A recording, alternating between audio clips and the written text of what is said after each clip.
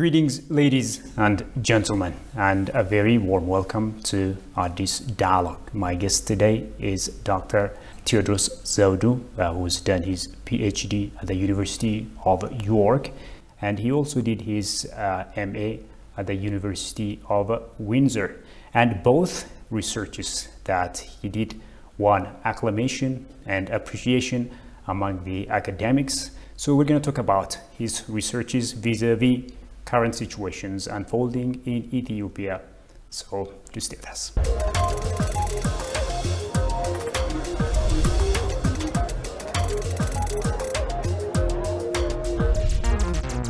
Thank you so much for joining me.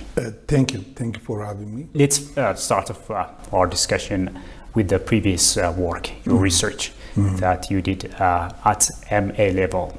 And in that research, you tried to involve in food security, theorizing in constitutional discourse on hunger. So what are you trying to, create kind of link between the constitution and hunger, and what did you find out?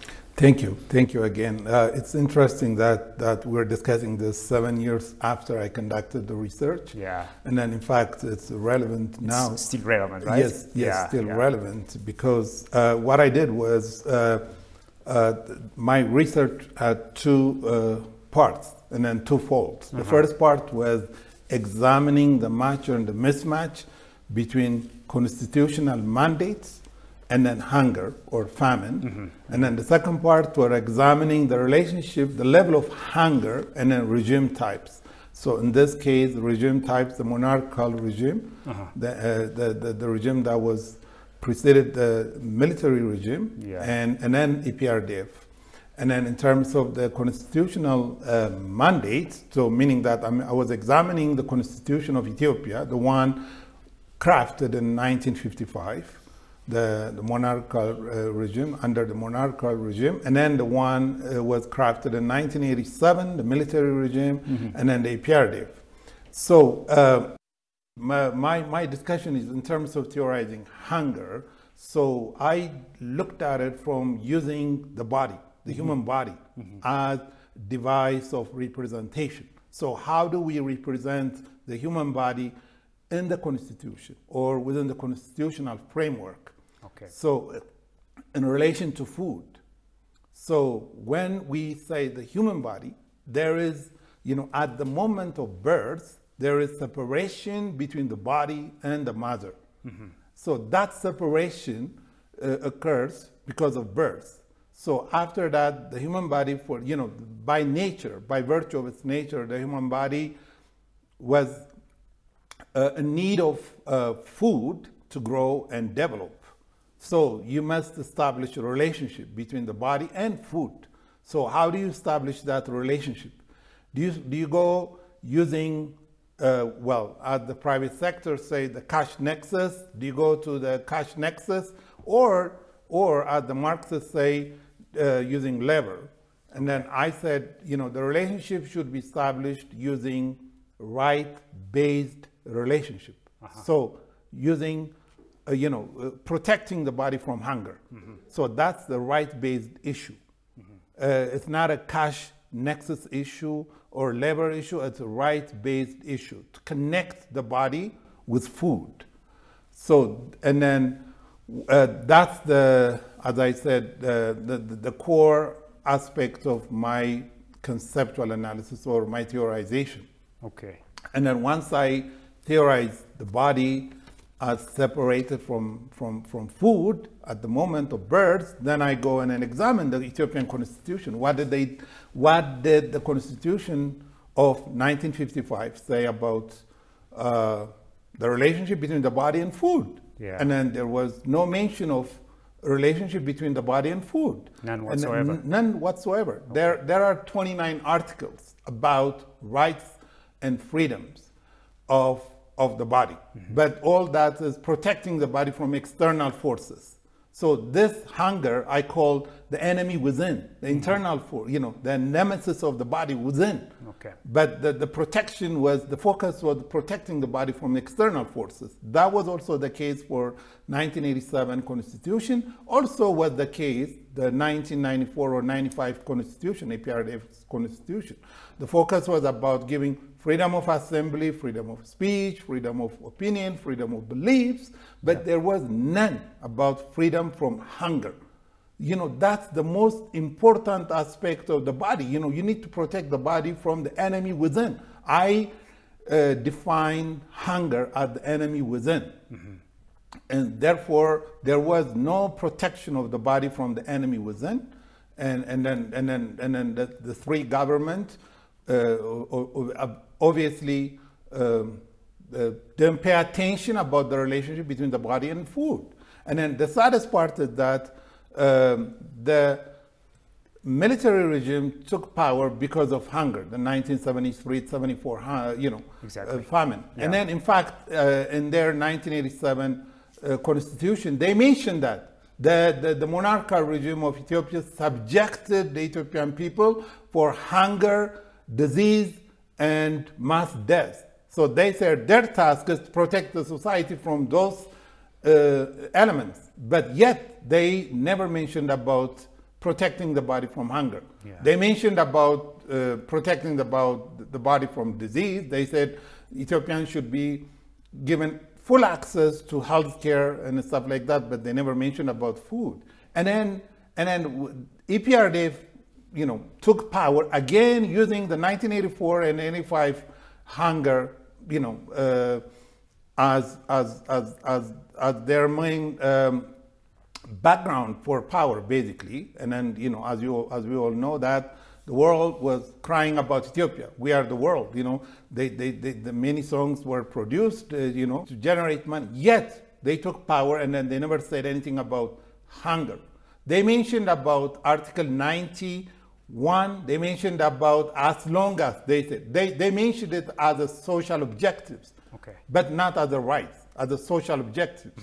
So they made a reference to food, the relationship between the body and food, a reference.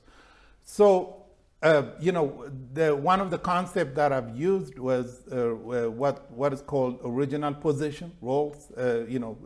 He mentioned, in Rawls' work, original position was used as a device of representation. When a given nation state was working on crafting a constitution, they said the original position, meaning that you need to step back, take the body away from cumulative social, political, and economic positions. So take the body to the original position, meaning that the body as it is, naked, naked of all those cumulative positions. Yeah. So you stand there. So you bring discussion between two bodies as they are, like naked, without any social, political, and economic positions. So in a way, I reversed that concept. So I examined the Constitution, and then I took it back. They said, so did they really crafted this? The three constitutions were crafted using original position as a device of representation or not? No, weren't. They were crafted using in the case of monarchical position, economic, social, and political position. They never discussed it from the original position. Had they discussed it from the original position, then freedom from hunger would have been one of the articles, given the fact that we went through a lot of hunger, famine, droughts, and then establishing that was essential. And then, what experience did you find out, comparing Ethiopia's current status vis-a-vis, other countries? Out of 100 and plus countries, only 20 countries made reference to food. 20 countries. Out of those 20, 6 specifically stated that, for instance, Nicaragua's constitution, 1987 constitution, Article 63 says that it's the rights of Nicaraguans to be protected from hunger. And then Ecuador, 2008, Ecuador's constitution also mentioned that it's the rights of the Ecuadorians to be protected, in fact, to be provided safe, healthy, and nutritional foods. So 6 countries, in addition to Nicaragua and Ecuador, mentioned it as the rights of their citizens to be protected from hunger. So right-based relationship with food is the way to go. When you have no right-based relationship, then you rely on common sense. You know, as we all know, the saying, when the law is silent, there is no crime. Exactly. So in fact, you know, when they said, oh, the monarchical regime committed crime against its own people, where is the law? There is no law to say that. There must be law. Yeah, and then without the law, you cannot talk about crimes, you know? There's no such thing. So my mission is to make the government accountable. So accountable for protecting the body from hunger. The body, in this case. Not about protecting this ethnic group or that. No, the body. So we need to... As a human being. As a human being. Yeah. As a human being. Okay. So when we discuss the relationship between food and the body, then we are using this, what we call universalizing that concept, because we all feel hunger. You know, in fact, while I was working on my research, I purposely starved myself for over 40 hours, like almost 2 days. Yeah, because you subjected yourself. Yeah, I subjected myself to hunger. You know, to feel what the pain is. You know, I'm writing about hunger, so I need to feel it. You know, so I felt it. And what was your experience like? Oh, horrible experience. And then you lose your senses. You know, your taste, your hearing. You know, everything. You know, that for almost 2 days, over 40 hours was difficult for me.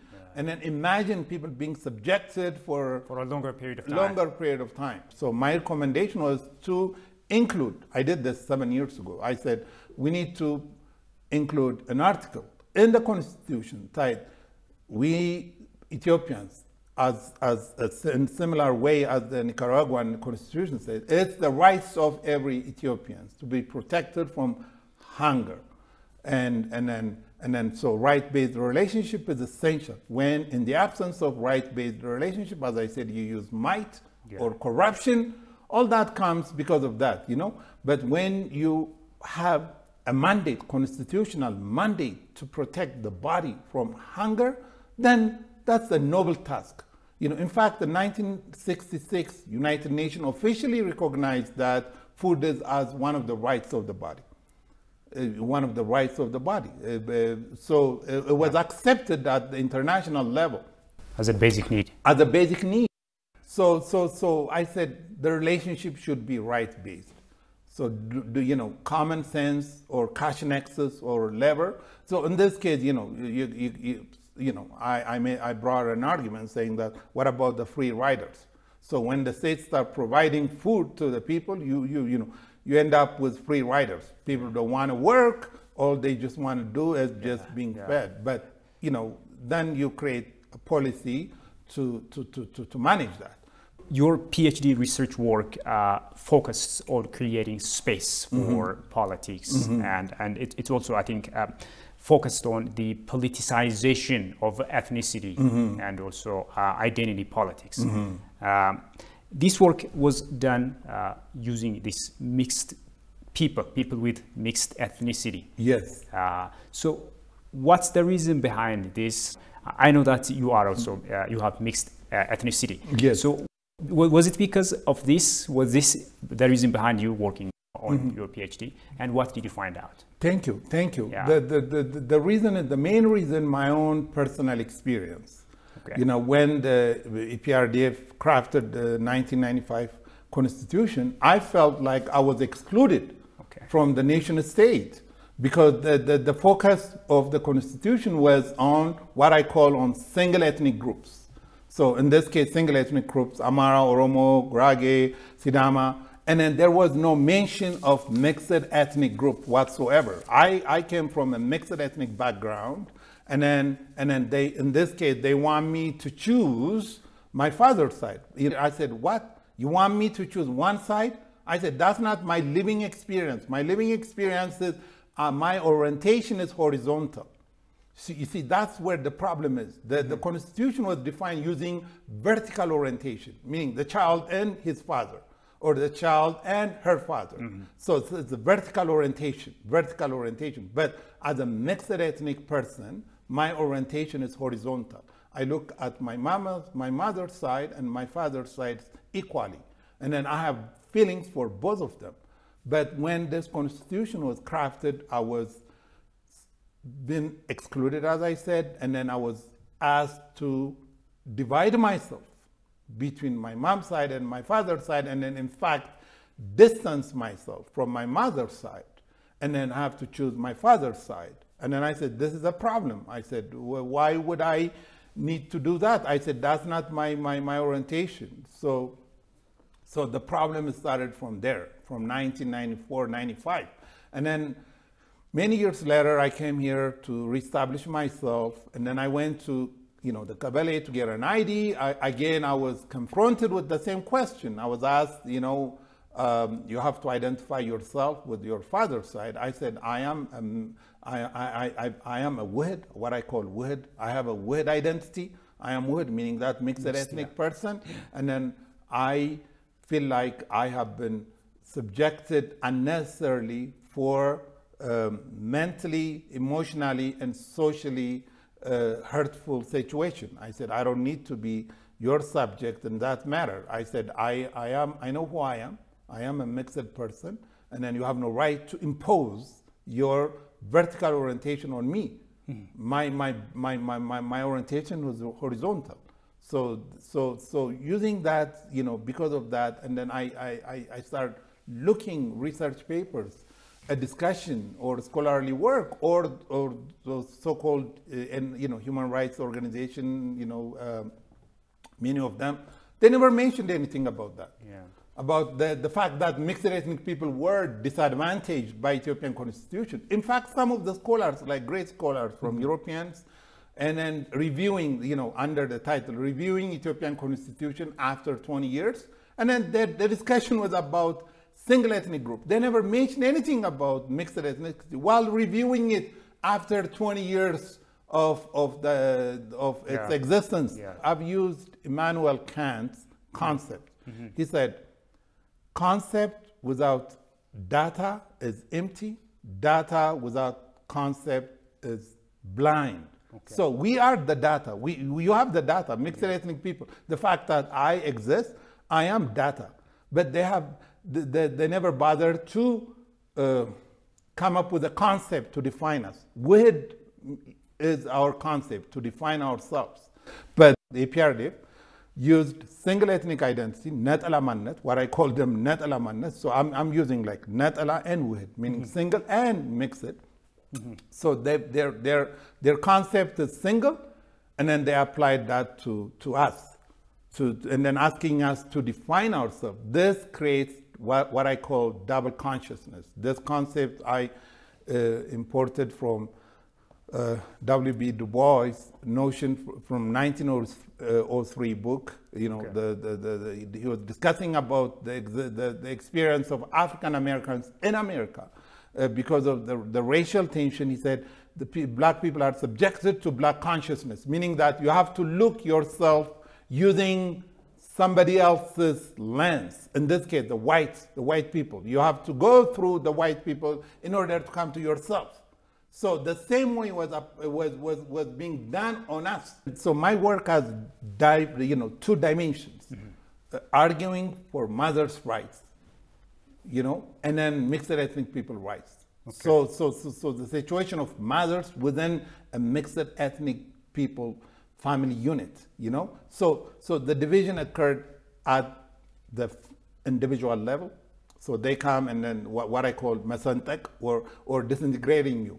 So they disintegrate you at the individual level, and then at the family level by excluding your mom from your social political makeup, and then she's excluded. And then at the national level, there is no mention of mixed ethnic people. So exclusion, fragmentation, what I call fragmenting the Wahid family, the mixed ethnic family. So the underlying theme of my work is exclusion, fragmentation, double consciousness, and the erasure. Finally, you erase them. So you exclude them, you fragment them, you subject them to double consciousness. Yeah. At the end of that process comes the erasure. You erase them from the historical, social, and political scene. So the erasure. Mm-hmm. So the problem of post-1991 Ethiopia, I call the problem of the erasure. Mm-hmm. In this case, erasing mixed ethnic people from existence while we exist. You know, in fact, the other day I attended a wedding, and then the groom was from ethnic X, the bride was from ethnic Y. So even like this is on Tuesday, you know, and then I witnessed, you know, the continuing existence of mixed ethnic people, but the state chose to pay no attention to us. Yeah. So what were some of your findings, you know, and what's the way forward that you suggest? So my finding is, I put out a recommendation, 11 recommendations for the government to pay attention to, now to give us officially, to recognize us as a mixed ethnic people, official. We need an official recognition, you know, at the Federation House. You know, they have this Federation House, 76 or 70, I believe 76 ethnic groups are represented at there. I mean, this is the Federation House of the Netala people. I mean, it's a, you know, like you go to the Netala people and then asking you about your rights. I mean, this is not fair, you know, and then so we want the Federation House to recognize us, and then the government to amend the Constitution, and then they need to define, redefine, reconceptualize ethnicity, reconceptualize. They need to reconceptualize ethnicity. So. And then reconceptualize the family unit. To them, the family, you know, it says, the Ethiopian Constitution says that the family unit is the fundamental unit of society. Mm-hmm. There is an article about the family unit. They said the family unit is the fundamental unit of society. If the family unit is the fundamental unit of society, then why excluding the weird family unit? You know, if I'm if my family is the fundamental unit of the state, then why come to my house asking me to fragment myself? So, you know, it's a contradiction in itself. You know, mm-hmm. you claim that the family unit is the fundamental unit of society, yeah. Yet you go to the mixed ethnic people house, and then you subject them to fragmentation, double consciousness, and exclusion and erasure. Hmm. And then I said, so we need to reconceptualize the family. I need to see as a mixed ethnic people. And then the people that I interviewed also, my participants also would like to see that a clear statement in the Constitution. When we say the family unit, the Netala unit and the Wuhed unit, they need to specify that. You know, they need to specify that. And then also reconceptualizing ethnicity, meaning that they need to specify that. Ethnicity meaning that ethnicity occurs Netala and Wuhed. They need to say that. Single and mixed ethnic people. So they need to identify that. So reconceptualizing ethnicity, reconceptualizing the family unit. Also, I want them to include my mother as my official, like in the case of driver license. I want to see my mother as a middle name. Like in my case, my name is Tewdros. My mom's name is Hiot. I want to see my mother as my middle name. Tewdros Hiot Zewdu. I want to see that. I don't want them to exclude my mother from my identity. You know, as long as we're using this Constitution. Because this Constitution was designed to recognize a person using ethnic affiliation as a device of representation. So ethnic affiliation is a device of representation. If that's the case, then I want them to include my mother.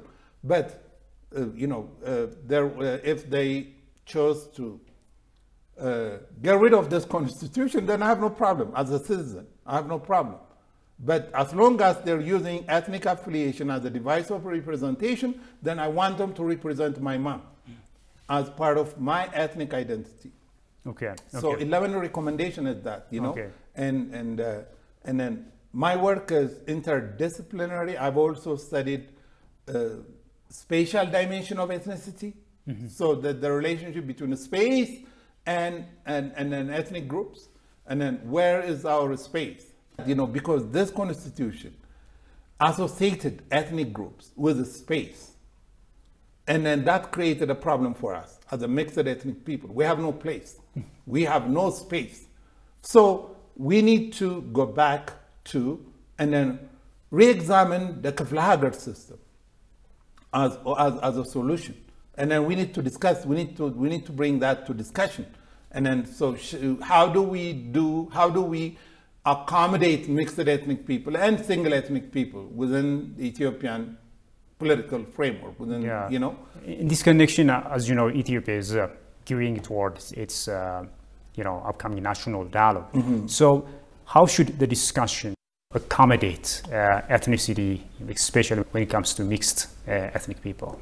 Thank you. That's very important. The national dialogue, in fact, I went there and then I was able to speak with the chief commissioner, and then he welcomed me warmly.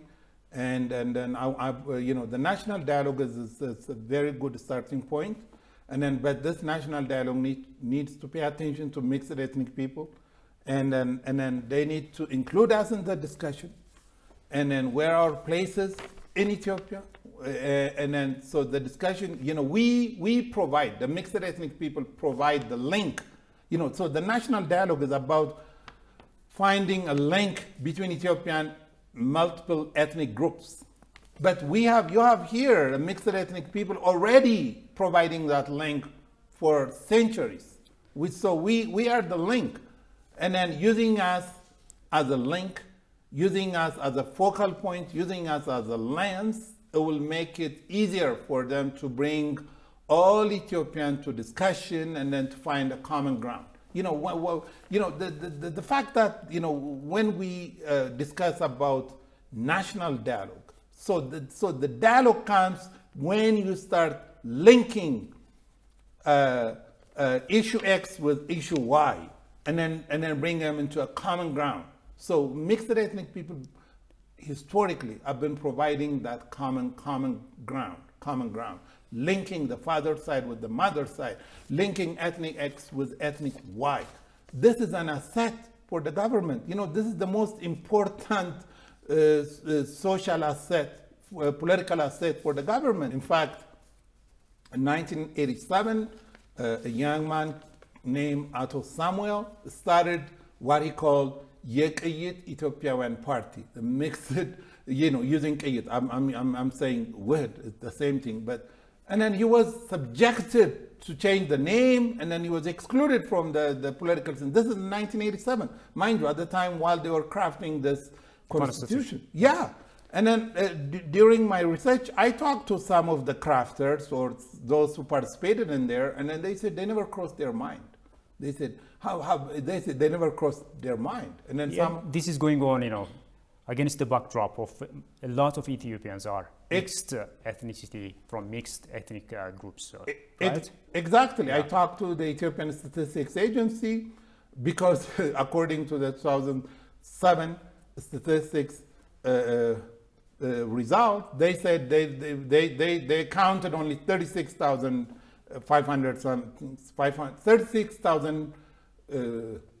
mixed ethnic people. I said, this is not right. I said, this is completely not right. So we want, in fact, the government now in the next, while they were conducting this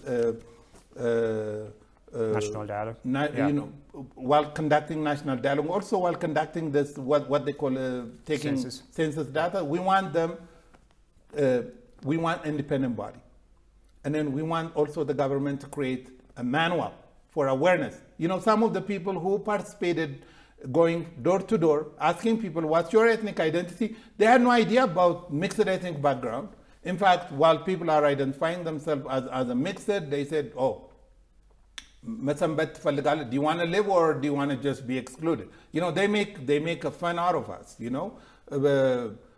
as if we don't matter. You know what I mean? So we need to create an awareness. Awareness is essential. Awareness is essential.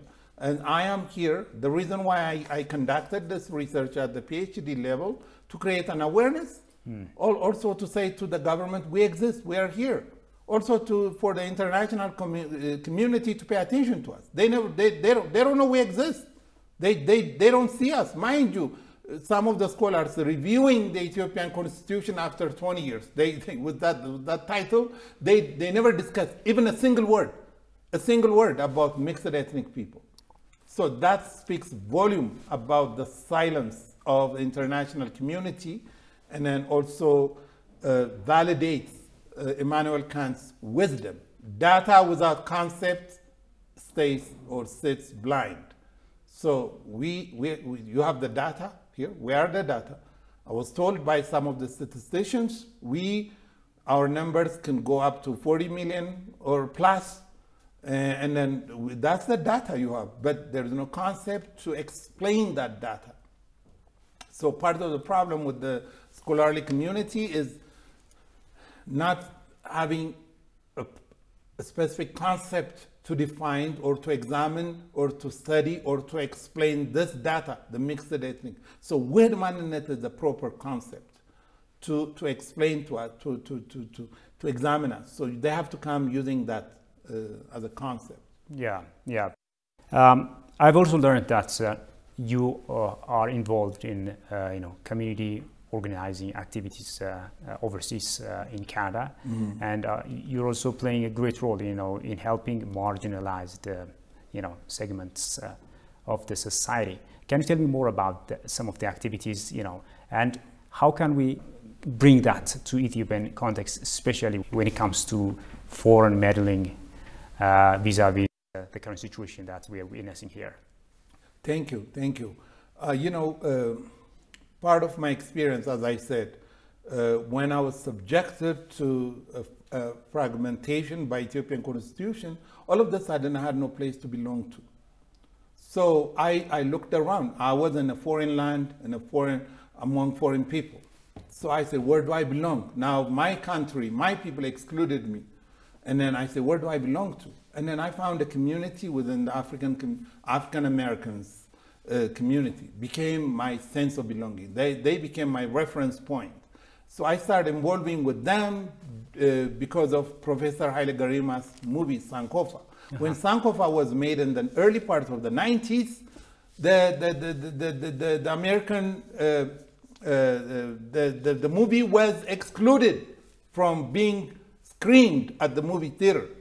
And then an Ethiopian guy came to me and then said, you know what? An Ethiopian guy made a movie, but he was being denied to show or to screen that using the Hollywood theater system. I said, why? And then, because he made a black man a hero. And then he was asked to tone down, toning down, meaning that make us a hero. Don't make the black man a hero. So that was an awakening moment for me. At the same time, I have no place to belong to. So I started involving with African Americans, and then in Detroit, Michigan. That was close to my province in Canada. And then I became part of them. And then I started going and then helping a lot of African Americans in the community, at the community level. And then they there is drug epidemics. Basically, a lot of people are being subjected to, I believe, as an African-centered person, to fragment the family unit. So the father is either he's in jail or he's out of job. So the mothers are only raising their kids, and then they have no income. At the same time, they are being subjected to drug abuse, or they have been, somehow being this drug culture imposed on them. And then, so I said, we need to lift the spirit of those people, and then we need to keep their offsprings in the school system, and then so going door to door, and then creating a safe space for a family to raise, a safe space, and then that was essential. So we came up with this, what we call a birthday, and a birthday, when you are celebrating birthday, the person who celebrates is the focal point of that day. But we reversed that. I said, you came out of your mom on that day. So you celebrate her, saying that, thank you for giving birth to me. So you bring gift to her. So this is like establishing a relationship between the son and the daughter with the mother, strengthening the ties, strengthening the link. Yeah. And then that was part of our what we call uplifting the spirit movement. Yeah. And then giving them this sense of identity, sense of purpose. When you have no sense of purpose, sense of identity, then you lose yourself. So in order to lift the marginalized people, why people are marginalized? Because they have been subjected to lose their sense of purpose and sense of identity. And then so our job is to give them that, to make them feel that they are part of the community, to make them feel that they are part of this world, so they have a role to play in this world. Yeah. And then that role comes when you understand yourself, when you find your sense of identity, when you find your sense of purpose. Sense of origin as well. Yes, exactly, sense of origin. In this case, African American. So they, in fact, some of the people that I was part of, they said, no, we are an African living in America. They, in fact, they want to see Africa as part of their origin strongly. It's just an amazing experience, an uplifting experience as an immigrant yourself. And then when you have people coming at you saying that how beautiful Africa is, while you left Africa, you departed from Africa, saying that she's not a place for me. That's the undertone of immigrant, saying that I left an ugly space or ugly continent, here I am now in a better place. But the African American community are saying to that, Africa is beautiful, so our orientation should always be to reclaim our land back, at the continental level. As a scholar living overseas, you must have, seen or observed some of the things, the brunt of which Ethiopians have to bear, especially when it comes to Western meddling in the internal affairs of Ethiopia. So can you walk me through some of the things that you observed in this regard? Okay, thank you. This is a very important question because Western meddling happened to me in 1991. We all remember that 1989 was the end of what they call the Cold War. So the fall of the Berlin Wall marked the beginning of what they call globalization. They said we all belong to the global community. So the 90s, early part of the 90s, was the people were asked to rediscover themselves as part of the global community. While that was the case at the global level, at the national level, the Western came and then imposed on us what I call this EPRDF system with vertical orientation, imposing a wall between my mother and my father, between me and my mom, imposing that wall while they are discussing and claiming we all belong to a global community. Yes, I was told that you don't belong to your mom even. Yeah. So the meddling started in 1991. The meddling started in 1991, and then Clinton praised President Clinton was empowered then, and then Tony Blair, if I'm not mistaken, Tony Blair was empowered then, was praising the Ethiopian government. Then in the early part of 19, they said they're rising African stars. How on earth can these people be the rising African stars while they're imposing a wall in my own household, a wall between Ethiopian ethnic groups using what they call the Killel system. They were, so the meddling started then. You see, it's still a misnomer or misconception. Today people at the last 2 years, because of the conflict in the north, people start awakening. They said, they think that the West start meddling now. No, they were meddling in our affair in 1991. They were friendly to the Ethiopian government up until 2 years ago. Yeah. But they were against our people. They were completely against our people. So what changed now? They are still against us, and then they are also against the government. So that's the difference. They are still against us since 91. Since 91. And they never said a word about the fact that we are removing the wall between East and West. Why are you imposing a wall among the same people? You know, we have been living in this country for the past 3,000 years, and then with the blessing of the West, the wall, the Berlin Wall, erected among us, dividing us at the family level, at the individual level, as a mixed ethnic person, creating this double consciousness, meaning that imposing the wall between me and my own identity, between me and my mom, and then between my people, using this the Khalil system. Yeah. And then now, while we are putting an effort to remove that wall, and then they are saying that we are killing people. You know, they are accusing the Ethiopian government, and you know, I don't want to reiterate their words, but you're using multiple languages. So we need to stop them. You know, we need to come to understanding that these people are meddling in our affairs for ages. You know, I'm using only the past 30 years. In fact, you know, we can go back to the Battle of Adwa. And then, you know, this system, this I am the master, you are my slave system, is still being the case today. You know, it's not like what they called, you know, I mean, the neo-colonialists say that the system is still intact. We have the evidence here in Ethiopia. Yeah. You know, this system goes through 4 stages. Stage 1, you establish the system, and then you maintain the system, you expand the system, and then you refinement. Stage 4, refinement.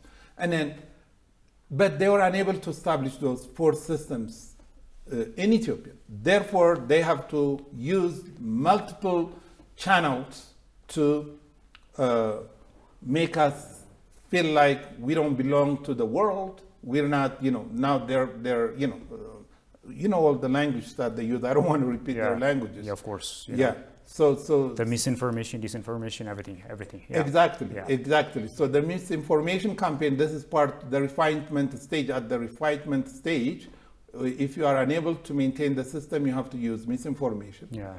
And then you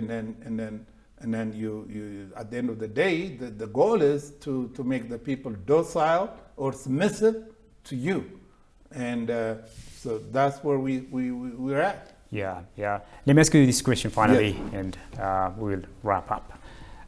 In one of your interviews with media here in Ethiopia, you argued that Africa needs to be liberated. My first question would be, how can the continent of Africa be liberated from the West? And the other one is it even possible to, you know, to do such a thing within the shortest time possible? I'm using one of my icons, Bob Marley. You know, in his redemption song, he said, "Emancipate yourself from mental slavery." So that's very important. You know, liberating comes when we emancipate ourselves from this mental slavery. I can give you an example. Like in 1996, Hollywood, in fact, Hollywood, they call it the U.S. State Department, I mean, the government, the U.S. government called Hollywood their Defense Department number 2. Pentagon is number 2. That Hollywood is number 1. Defense Department number 1 is Hollywood. Yeah. So 1996, a sitcom, a TV show, like 30-minute show, where, usually comes to your TV in North America at 5 p.m. You come from work and then you sit while you are eating, or you watch those sitcoms, for 30 minutes. And then they came up in 1996, what they call Everybody Loves Raymond. And then you check, who's Raymond? And then it's a white person. So everybody loves Raymond. 10 years later, in 2005, they came up with the title, Everybody Hates Chris. And then, who's Chris? You look, and it's a black person. And then in 2006, a year after that, they came up with this title, Ugly Betty. Who's Betty? And it's a Hispanic person.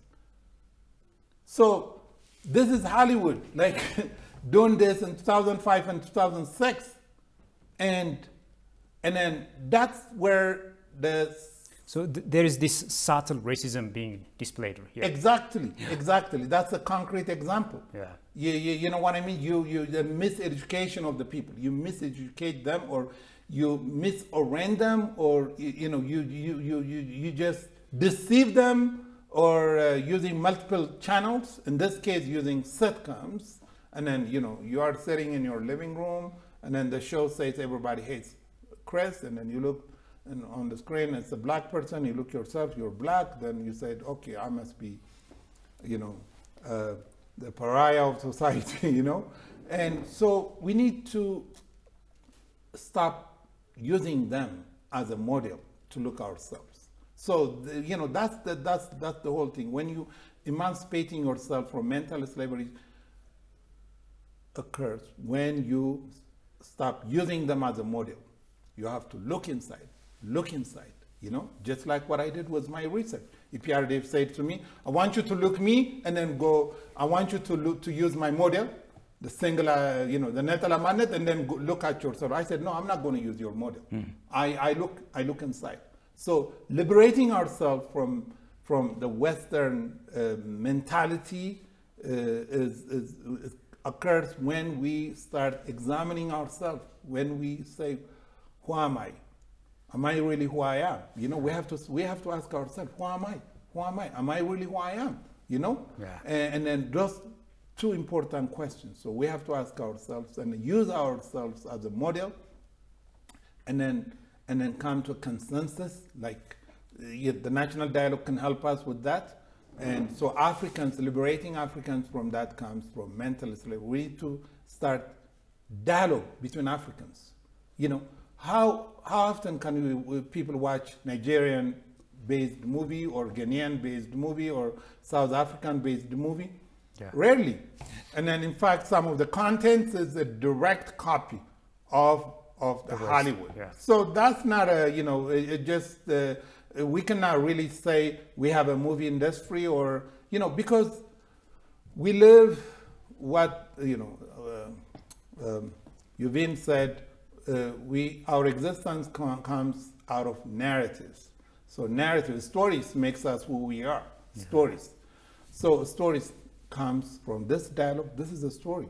And then comes from the movies, come from the theater, come from music, from multiple channels, Yeah. And then so those stories, we need to pay attention to those stories, and then make sure that the content is grounded within our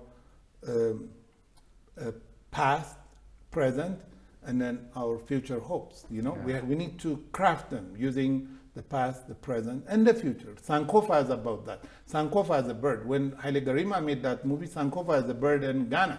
And then that bird, the idea, the wisdom behind Sankofa is look back before going forward.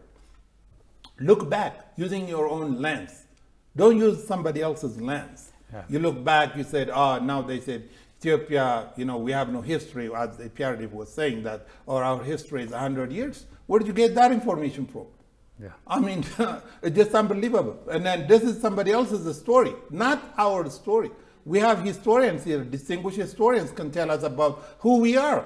Yeah. And then African historians can tell us who we are, So we need to really pay attention to our past in a very sensible way. We need to bring our senses back to reality.